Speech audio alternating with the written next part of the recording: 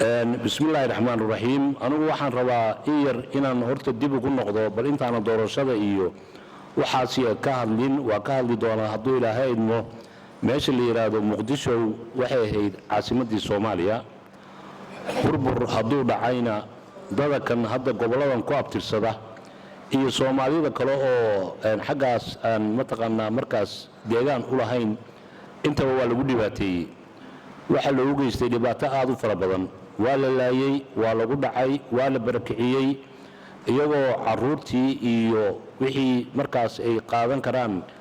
ilkaha ku sitay xamar ka baxeen intaasna xabad iyo dib iyo dil baa la daba joogay taasi waxay idin cadeynaysaa inaan dawlad lala dagaalamayna in Israel lala dagaalamay idin cadeynaysaa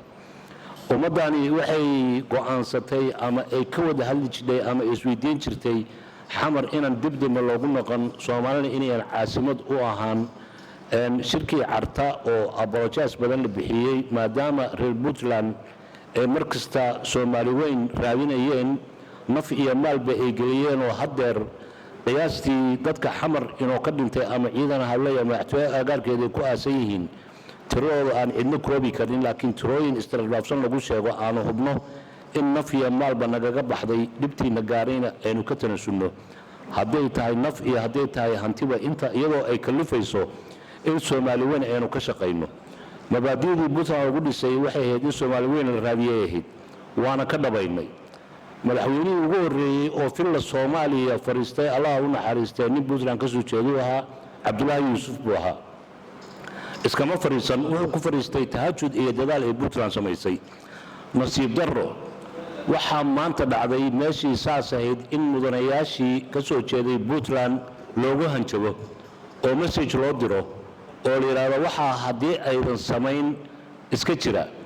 shacabkii xamar joogayna la leeyahay xildhibaanada noocaas baa hordiidan matalaadii xamar in la helo oo wali caada hanjabaada saa loo baawiyo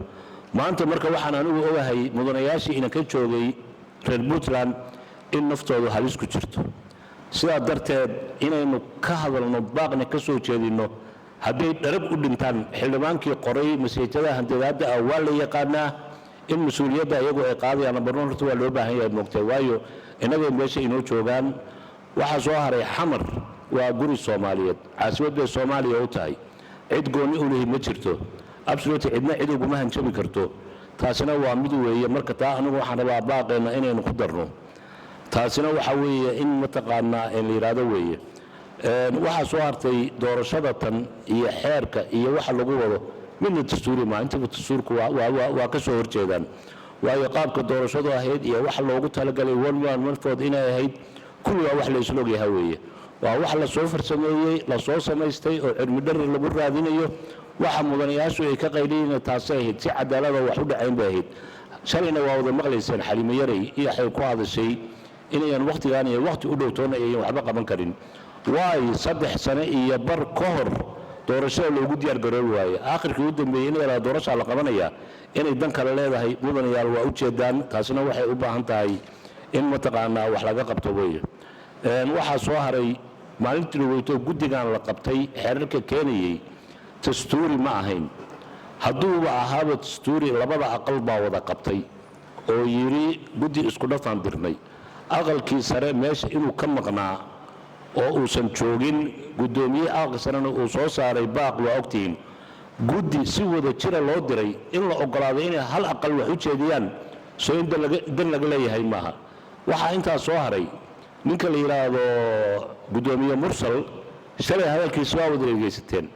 wuxuu reer Puntland ku calaamadiyay inay Muqdisho ka soo jeedaan fowdana ay wadaan wax la qaadan karana maaha ninkii xaqiisa ka hadla waxa lagu calaamadinayaa fidmoole inuu yahay waana la handadayaa waana loo dhaaranayaa anaga xamar dibta gaartay iyo cidda ku dhimatay iyo wixii dalay kulli aad baan uga xunnay laakiin xamar ummad badan baa lagu laayay waxa weeye marka anigu waxaan leeyahay baaq aynu ka farbuuxsanay oo aynu ka fakarnay waxa xamar ka soo baxay iyo doorashooyinka iyo waxa Puntland inayan ku qanacsanayn raalina aan ka ahayn waa inaan mudanayaal soo saarnaa oo aynu ka hadalnaa waxa inta dheer waa runtii sidaa gudoomiye Ismaaciil baa ka hadlay kuraas cid loo qoondeyn kartaa ma jiro gabdhaha iyo kuraas waa loo qoondeeyay xaggana waa ka baratamay annagu gabdhaha waxba uma diidanin laakiin kuraasta waxaa la rabaa si siman in loogu bartamaa loo baahan yahay gabar iyo wiil waa isku xaq maadaama yani isku xaq la yahay qoonto wax la yidhaahdo absolute iyaduna dastuurka bal meeshii kaga jidha la soo saaro aad iyo aad baa u mahadsantihiin wasalaamu calaykum waraxmatullaahi wabarakaatu